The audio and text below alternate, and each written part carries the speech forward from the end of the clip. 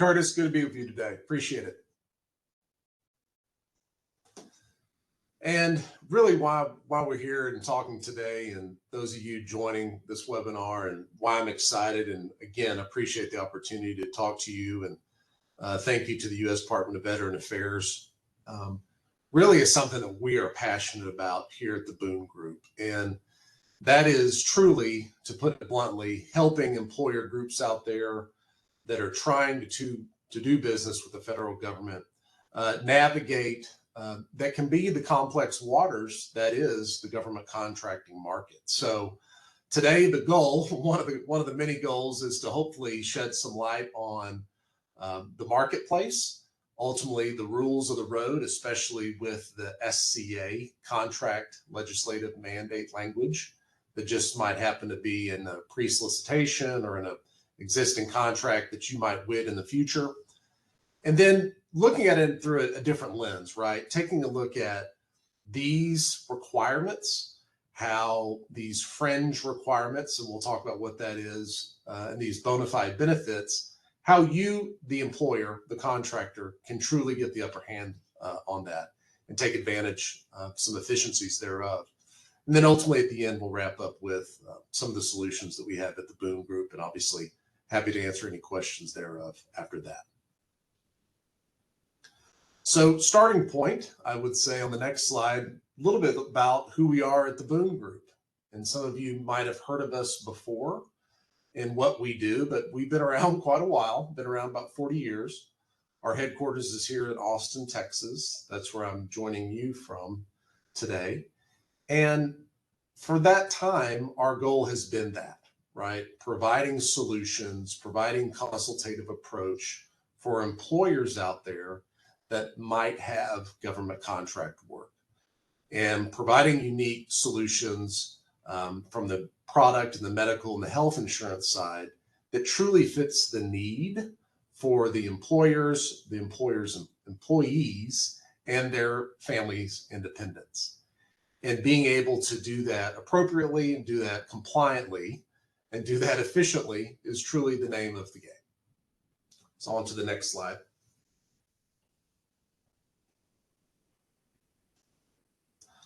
Let's first take a look at who I'm going to speak of today, right? Government contractor. Who are these people? And it's funny because this can be a little bit of a miss. Employer groups out there that we talk to might say, well, we don't see ourselves as a government contractor. Yet, when we start consulting and asking the questions about what they're doing on a day in and day out basis, and maybe some of the contract awards they have, they finally understand that, aha, yes, we do have some of these contracts with the federal government, being at their private companies that are trying to bid and provide service somehow, some way for the federal government. And a lot of these employer groups, some of you on the phone, this might be you, you're truly competing on price and technical know-how in order to complete the prospective job, okay? And again, what makes this, I'll say, world, this environment unique in terms of these employers is pursuant to the legislative mandate language, which may or may not be in their contracts for the work, they have a specific hourly spend rate or a fringe rate, or what's known as a health and welfare requirement that they have to allocate somehow, some way on behalf of that employee, that it's supporting the contract work for each hour that they work on the job. And that's truly kind of where the rubber meets the road here at Boone, in providing that true insight and that value, and oftentimes education to let's just say a new contractor that's just now dipping their toes in these waters, because that could be somewhat of a blind spot or potential exposure to come down the road. A lot of these employees as well, we often get asked, well, these are W-2 employees, these are full-time? Yes to both questions, but also yes to the third question. And if there's any part-time seasonal on-call employees, both of those employee sets and classifications, they're also owed that additional fringe rate if they are supporting and working on an SCA contract. And below you see some of the technical speak thereof. McNamara-O'Hara Service Contract Act, that's the technical term. And then below that, and some of you might have heard this before, in the construction world, what's known as the Davis-Bacon and Prevailing Wage Acts. On to the next slide, please. To paint a picture or give you a little bit of the generality here of a typical contractor scenario, we oftentimes see these employer groups of gray, blue collar, hourly workforce, right? Many of our contractor clients, as well as prospects and out there in the market, they're ex-military and obviously appreciate their service, with distinctions of veteran-owned, service-disabled, woman-owned, 8A, Native American, nonprofit, hub zone, all these accreditations that they obviously have that they're trying to, again, bid on said jobs with respect to their distinctions. And we also see them in, this isn't obviously a quantitative list of all the industries out there, but oftentimes you see SCA contractors in security, staffing, janitorial, healthcare, facility support is kind of a catch-all. IT staffing is a big one now. Non-emergency medical transport is a big one. Literally, you name an industry, and odds are SCA language, service contract language, is touching them. And let's face it, like many of us out there, oftentimes could be overworked, and our respective companies could be understaffed, and maybe understaffed not only in a person perspective, but also just from an education perspective. Because let's face it, out there hustling, trying to win these awards, generally looking for a competitive advantage and bidding on contracts that might have SCA legislative language in it. And lo and behold, boom, one pops, you get one, right? You won. And that's huge. That's a big win for, especially a new company starting out. But some of those blind spots, as I mentioned before, might be, now what? And we've got the contract, we know it has this SCA language in it. Well, what do we do now? What are the rules of the roads which we need to adhere to make sure we're doing things compliantly and handling these employees and their owed wages, health and welfare wages, fringe benefits on a proactive basis? So that's really where we can plug in and provide some content. And that's where we're going to have a jumping off point today to talk about the basics of SCA. On to the next slide, please. So in the Service Contract Act, right, the next slide, you'll see a little bit of more from the history of it. It goes back to the 1965.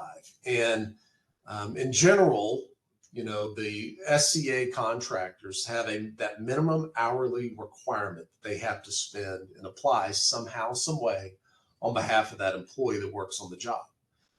Just for vocabulary purposes, H&W, health and welfare, fringe rate, prevailing wages, it's one and the same.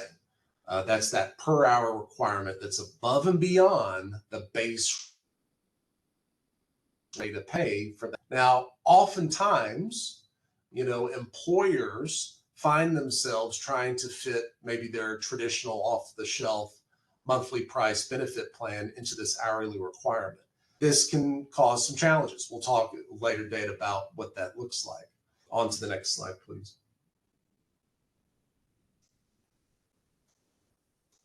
And so for the contractor, in order to satisfy that fringe benefit obligation that they have on a per hour basis, they need to make sure that those additional wages are tracked and separate from their base wages and applied accordingly. And there's multiple ways you can do that in terms of discharging those additional dollars. And the key here is making sure that it is in a compliant way. It's in a bona fide benefit is what we call. So all of these, I'll say, rules of the road in the SCA world, They fall within the wage and hour division. That obviously falls within the Department of Labor. So these are clearly spelled out into what is and what's not a compliant bona fide solution, right? And let's face it, cash, those additional wages on a per hour basis, put in the employee's, let's say, regular paycheck, that is a compliant way. That is one of the ways to do that, albeit may not be the most cost effective or proactive approach for that contractor. And, you know, it's funny, I was talking this morning to somebody in the office. Usually we get an updated fringe rate right around after July 4th holiday, and we haven't seen it yet. So probably right after this, we do this webinar today, they'll probably do another announcement. But today, on the SCA side, it's $4.98 per hour or $4.57 per hour, depending on if your contract is, you know, applicable to the Executive Order 13706. So just a little bit of additional detail with respect to the fringe rate. Next slide, please. And I mentioned it earlier in those compliant ways that a contractor with regard to the SCA can satisfy that fringe rate obligation and bona fide benefits is putting it and applying those additional dollars toward the following methods, right? These are all bona fide ways. Traditional health insurance, major medical insurance, limited medical, fixed indemnity style plans, dental, vision, disability. Obviously, those could be applied toward a retirement pension plan, making sure obviously they have the right plan language thereof. Pay vacation in excess, right, of the wage determination requirement. And then the final piece, obviously said it before, and it is a compliant way, is cash in lieu, is what we call it, or putting those respective fringe dollars on a per hour basis into the employee's paycheck. Now remember, key piece here, these fringe dollars and what they do on a per hour basis, this applies to both full-time and part-time seasonal on-call employees as well. So that's a big differentiator to maybe what you've been thinking about previously. Next slide, please. Now, there's also ways where these are not compliant ways of satisfying the health and welfare fringe requirements. And we hear the stories, right? We hear from contractors quite a bit about, okay, we're going to right side this. We didn't have a good handle on this in the past, but now we feel like we're going to put these fringe dollars for these employees into a party or a celebration on a Friday afternoon, or you know, relocation expenses, what have you. Unfortunately, these aren't the ways you could do that. As well as, you know, statutory payments that the employer is trying to satisfy, FICA, unemployment insurance, workers' comp, sick leave or PTO that's required, et cetera. And so making sure that those dollars are going to the proper method and mode in order to satisfy those fringe dollars and SCA obligations compliantly, that's what we're about. And that's, again, our passion. That's the what of what we do and why we do it here at Boone, providing that value add and that business value for contractors, making sure that they know the rules of the road. So to the next slide, please. And, you know, we talk about, you know, some of the ways that you could handle those fringe dollars, from bona fide benefits to, like I said, the cash in lieu, or putting those dollars in their paycheck. And when we talk to contractors, usually the conversation is, hey, we're looking to, especially now more than ever, coming out of COVID for the past couple of years, reduce cost, right? How can we have some cost savings, and how can we find that? We distill this down into 3 C's, kind of the walking around conversational pieces. We realize this in cost savings. We realize this on the compliance side of the house. And we realize this on, I'll say, contract effectiveness, right? Lowering the bid cost for your contract. A lot of us out there have seen the terminology LPTA, lowest price technically acceptable, in the government contracting arena.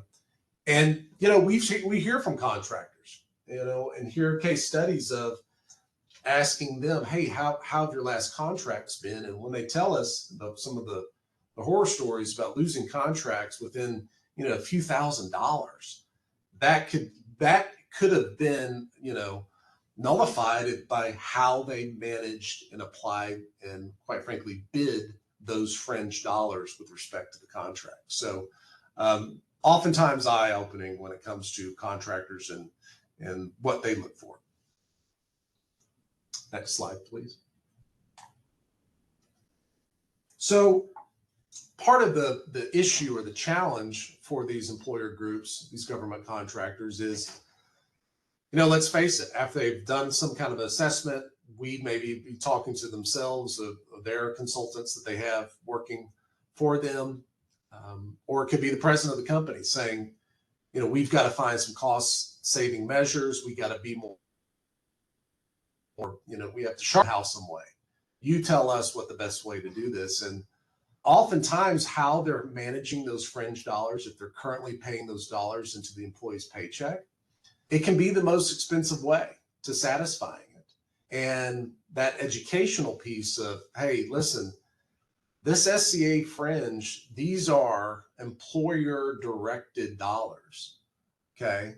And if we move on to the next slide, and outside of a CBA or collective bargaining agreement or a union, the contractor has the discretion of how those fringes are to be applied, albeit that hopefully it is a compliant method and a bona fide benefit.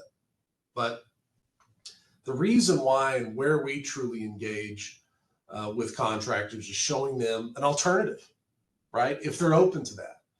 And, look, it's the razor thin margin, the difference between winning and losing.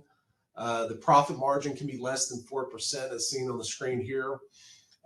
If we could lower their bid costs by 1% or 2%, gosh, that could actually win the day for them and truly keep them in a more competitive situation for years to come as a company. So again, it's kind of going to the business value that we talk about and what we can do in terms of benefits. Next slide, please. So this is the page where we really kind of sink our teeth in and really want to highlight in terms of contractors, what we're talking about, how those fringe dollars, again, $498, $497, whatever the applicable fringe rate is, how that makes sense in terms of realized savings. So this example before you shows a contractor that is putting, the $4.98 into cash versus maybe another contractor putting those dollars into bona fide benefits. And you see here, the bill rate actually is reduced by putting those dollars into bona fide benefits because you're not, as an employer, you're not experiencing those additional payroll taxes, right? If I put the additional money in the employee's paycheck, the payroll taxes go up because there's more money to be had, right? More money to be taxed.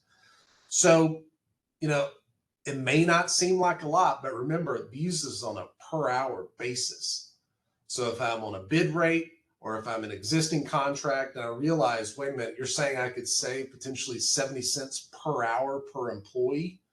And then this scenario, this is a 50 life employer group working full hours with an indirect overhead rate of 15%. That contract savings per year, just on the SCA employees, just in payroll taxes, could be upwards of almost $100,000. That's very significant to a 50 life contractor, as well as thinking about SCA contracts and how they typically 4 or 5 year contracts spread that savings over the time frame. That's a tremendous amount of money. And so oftentimes where I've consulted, where some of our employees have consulted in the past, this is the key piece for the aha moment. Sometimes the light goes off in terms of how they're managing their fringe and their SCA today versus what an alternative could be and what I'll say more cost-effective alternative could be. Next slide, please. So now we're going to talk about some of the, I'll say, the methodology, right, in terms of we're looking at alternatives, how to get the upper hand in terms of those SCA fringe dollars and what that looks like. Okay. So obviously you want to, and we would mention this as well, if you have contract dollars with that SCA legislative mandate in the contract itself, making sure that you have a benefit plan that satisfies not only one, if your employer size group has to comply with ACA, have a solution that makes sense there, right? Apply those fringe dollars toward a bona fide ACA major medical type solution, okay? We would also say if an employer group, very common out there, we estimate that there's 30,000 contractors in our addressable market, but a lot of these contractors, they may offer a benefit or cash. And that's where you see here before you, some adverse selection happening with, let's face it, depending on the employees,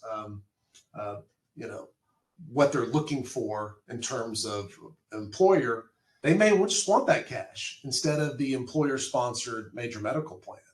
And that could have adverse selection to your major medical plan versus, the employees that might need the medical plan, they're going to take it. And the ones that don't, they take the cash. So obviously you could see how the longevity of a medical plan could be adversely impacted by that. So there could be a right sizing there in terms of how the fringe dollars are applied and mandated. And as well, making sure that the employees know that some of this is very much still in the employer's discretion, how those dollars are spent, right? So making sure that I, as an employer, I put those dollars in the employee's paycheck so then they could go buy their own health insurance. Unfortunately, that's not a compliant route as well. You need to offer some kind of full-blown insurance that satisfies the Affordable Care Act requirements. And we would argue and we would suggest utilizing those fringe dollars to apply toward that would be a smart approach. Next slide, please. This shows you just kind of visually what the, I'll say, potential premium is in terms of the dollars. First one we go here is, that $498 for a part-time employee that are working part-time, I'll say average hours, 87 hours a month. That's a significant amount of money that can be applied towards some kind of benefit plan for a part-time seasonal on-call employee. And now the full-timers, that's even more dollars, right? Taking that, stretching that out to full-time hours. And so again, the SCA fringe increases each year. We also know, unfortunately, the cost of medical insurance, the cost of everything is going up every year, but especially the cost of insurance. So making sure that you can align as a contractor yourself with a plan, a process, or at least be able to look at alternatives to how you're spending those fringes. And maybe there is a smarter approach to the $498 and how those dollars go on behalf of that employee. Next slide, please.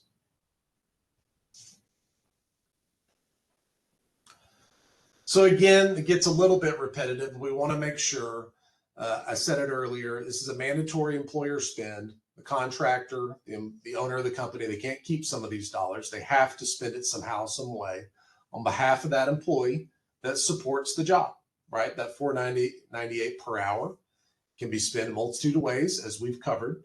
And then obviously you see the potential premium or the buying power that those full-time hours, this one's scenario is 160 hours, times the fringe rate is.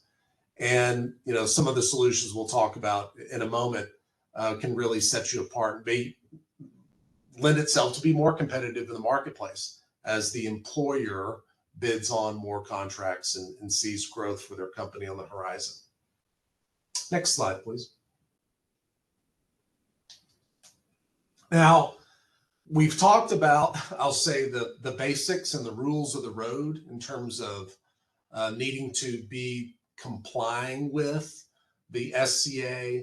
As we talked about, SCA falls under the wage and hour, falls under the Department of Labor. Well, bad things happen, right? And sometimes contractors, for whatever reason, they're not doing things a compliant method. And this was obviously taken most recently from, investigation by the DOL, and, having to pull back and claw back and have fines take place by a behavioral health department group, homes provider. And these are the horror stories, right? These are the challenges out there, because let's face it, we have a lot of contractors that sometimes they've been doing things a certain way for so long. We like to say successful in spite of themselves, which is great, but also realizing that Department of Labor, Wage and Hour Division, they're out there looking, and they're out there looking for inconsistencies and compliance issues. And we've seen of late, this is from the Wage and Hour Division, Department of Labor website themselves. So making sure that the contractors know that if they have SCA language within the contract, they need to make sure they're handled appropriately. Any questions thereof should be handled to the contracting officer that they're working with, and truly erring on the side of the employees, especially if on their labor category, those employees should and would be compensated appropriately toward an SCA legislative mandate. So this showed you the real world, kind of ripped from the headlines example of, unfortunately, contractor doing things not compliant manner. Next slide, please. So now we're going to talk just very briefly about our solution here at Boone, and the places where we go and some of the conversations we have, and truly that value add that we can talk about, if so inclined, with employer groups, contractors out there.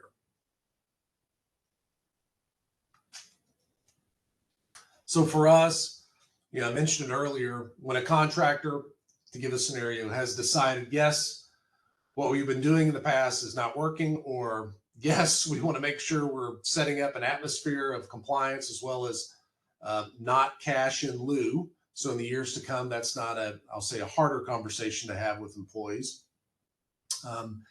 But making sure that we're aligning that vision, right? We're with them, providing that partnership and that game plan. And, unless, having employees participate in the major medical plan, obviously, unless they have a valid waiver, that would be a good place to start. Having some kind of contribution style to a benefit program, where employees can choose benefits, let alone let it be benefits. Bona fide benefits can be an option. And, let's face it, the cash only offered in limited situations, as mentioned earlier, a collective bargaining agreement with the union, grandfather contract, etc. And so that'd be the starting point for us in our conversations with the contractor. Next slide, please. And this is obviously should probably go before this, making sure that they're doing things in a compliant manner. And for us here at the Boone Group, we have our own legal compliance department. We have general in-house counsel right down the hall here from me. And we're always supporting and talking to our clients that maybe have gotten a knock on the door and they're going through a DOL audit currently. And it's happening a lot, right? A lot of expansion when it comes to the evolving scope of compliance, government contracts, and executive orders. It's a lot. We get it. But we also know that a lot of opportunities are out there based off the various legislative happenings from the Infrastructure and Jobs Act, which are real and happening, $1 trillion over the next 10 years, from the Clean Air Act to the CHIPS Act. These are places where opportunity is bubbling up and arising for employers out there, for businesses out there that are trying to do work and good work and hire people. But unfortunately, making sure they're doing things the right way, as seen before on the previous slide, is the name of the game, and really rises to the top of the to-do list. And let's face it, requiring all of these different provisions, requiring the contractors they're attesting to that they're doing things the right way, even before they bid on the contract. Again, putting the onus squarely on contractors to make sure that they're doing things the right way. So those are all places which we can lend support, provide a roadmap and a game plan in order for compliance. Next slide, please. So how can we truly help, right? I've said it before, really engaging and providing that, I'll say, impassioned consulting, expert knowledge, know-how, providing that alternative. We can identify and perform kind of a look under the hood, if you will, of what you're doing today as a contractor. If you're acquiring new contracts, if you were merging with another company, making sure that you know what they're doing the other side of the house, if you have your house in order, right? Then obviously illustrating truly the cost savings, that competitive advantage we walked through earlier on that cost savings analysis. And then if you do have a consultant or a broker out there, we obviously more than happy to provide and work with that person hand in hand to provide some alternative options for you, the end user, the employer. And we also, let's face it, I mentioned retirement earlier.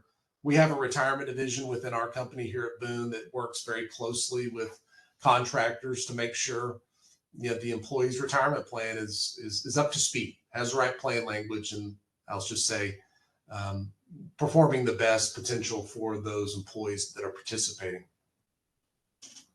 And then obviously a value-based assessment, all that. Next slide, please. Some of the additional services we can also provide is when it comes to the medical plans that we have here at Boone, and we work with major medical carrier partners around the country, providing unique solutions specifically designed for SCA contractors and that per hour spend.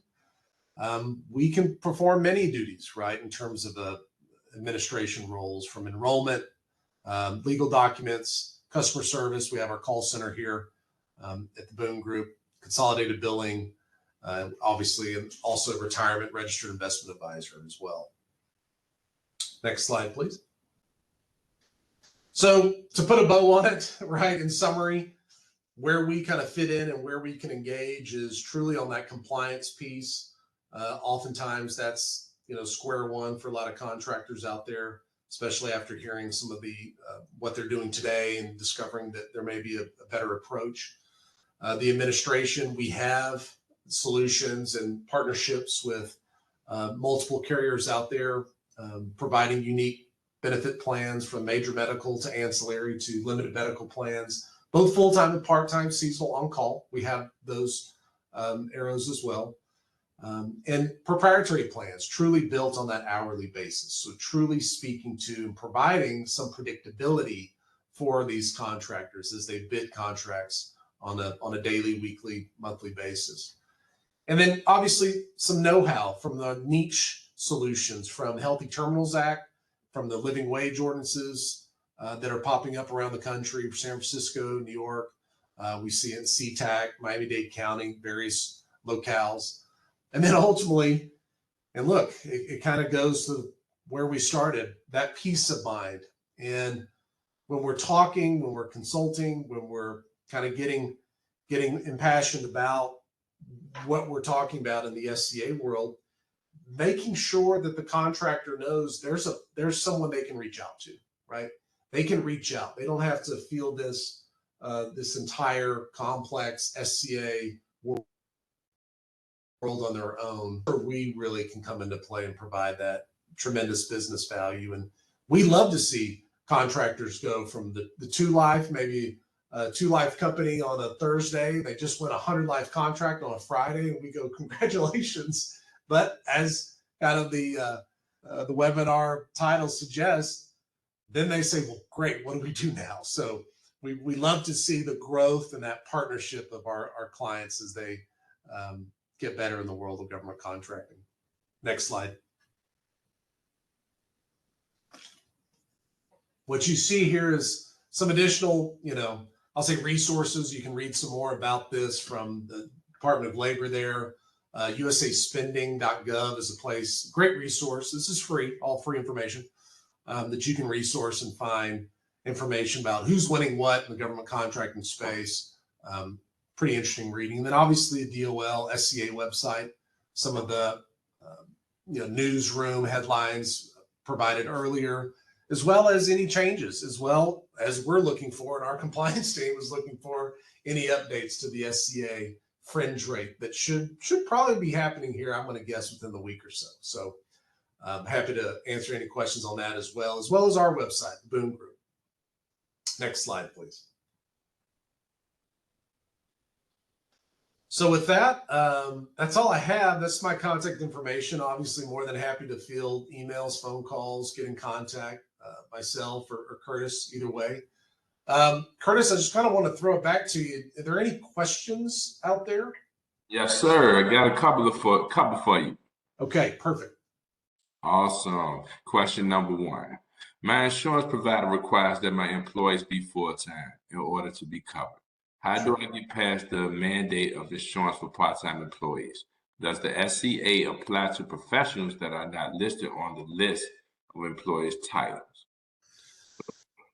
Yeah, that's 2 questions. Go ahead. And then it's a third after that.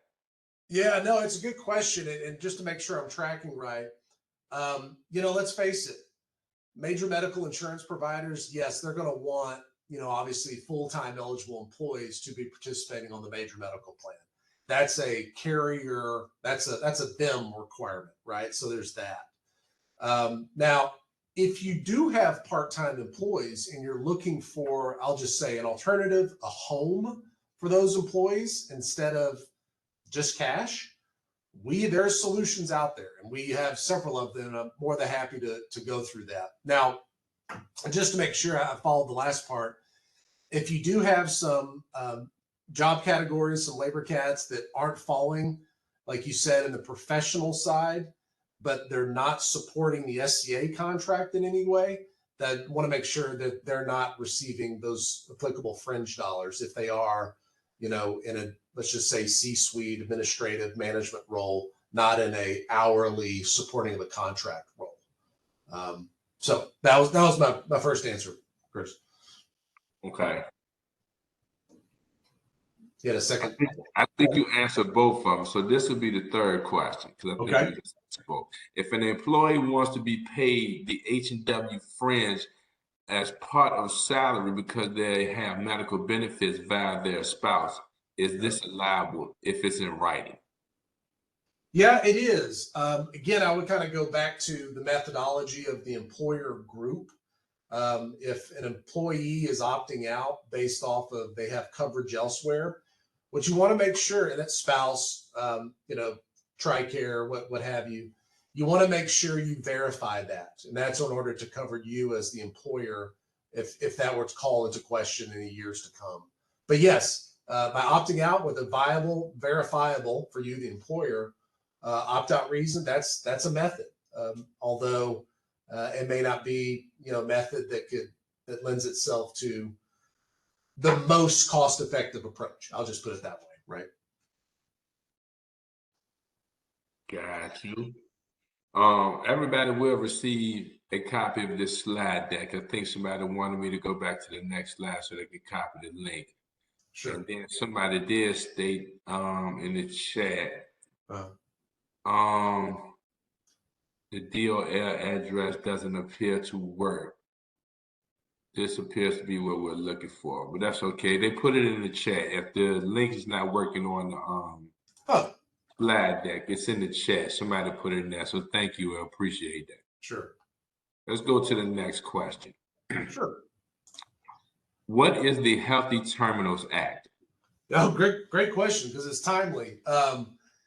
So, gosh, last summer went into effect for various, airports in the Northeast. So Newark, LaGuardia, JFK, they all had an act that was, put into place by the governors there for certain service employees that are working at the airports, right? Since I mentioned JFK, LaGuardia, Newark. And so if you fall within, again, not to get into details, it kind of walks and talks much like an SCA fringe requirement.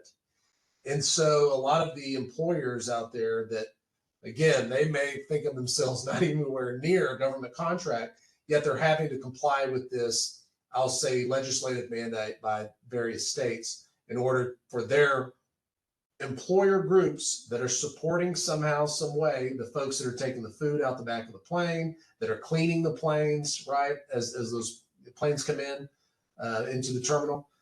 Those service employees would be subject to a fringe rate, much unlike the SCA that we're talking about. So that hit those airports. It then hit Philadelphia International Airport last July.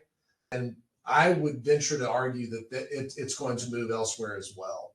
So making sure, let's face it, if you are a service provider that just so happens to have some contracts with the airport, you might want to take a look. Awesome. Thank you. Does this apply to manufacturing companies that are bidding on design contracts that are cost plus? So I think so. Well, it depends, and we always err on the side. So a lot of manufacturing isn't subject to SCA, so is not. But we would always err on the side that you as the employer, you the contractor, make sure if there's any questions, go to your contracting officer. If you're in the plan itself, if you're actually performing the work today, so it's live, look at your wage determination, look at your statement of work. Again, making sure that you're doing things the compliant, appropriate way. Thank you. Can an employer pay per diem personnel the H&W in cash? I'm guessing that is, can an employee put those health and welfare dollars into cash, employee's paycheck? Yes, they can. Contractors are required to pay SCA employees H&W for every hour worked if understood. If I understood you correctly earlier. Yes. Are we required to pay them H&W for sick leave and vacation hours?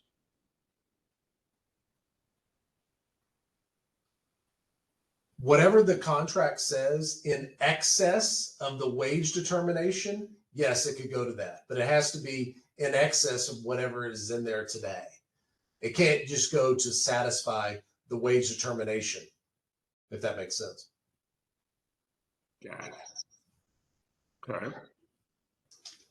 I think I have a two-part question here. Okay.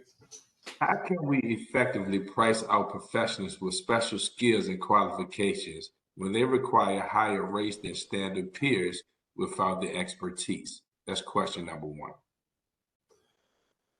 Ooh, that's a good question. It might be out of my scope and range with respect to the SCA. Because really what we're talking about is those non-exempt employees, right, that are owed those SCA fringe wages, not the employees that are exempt. And usually that, it obviously is stated, but in the SCA world, that typically starts around $125,000, $130,000 in salary range. So we're talking about everybody, I'll say below that in terms of their owed fringe rates and wages from the labor category perspective, and how that, from a bid perspective, and how those owed SCA fringe dollars can be applied, I'll say alternatively, to loading that cost within the payroll rate that you're bidding on. Okay. Question number two. What advice do you have for employing part-time people in charge of the government agency for employees versus contractors, but this is not associated as a subcontractor with another company?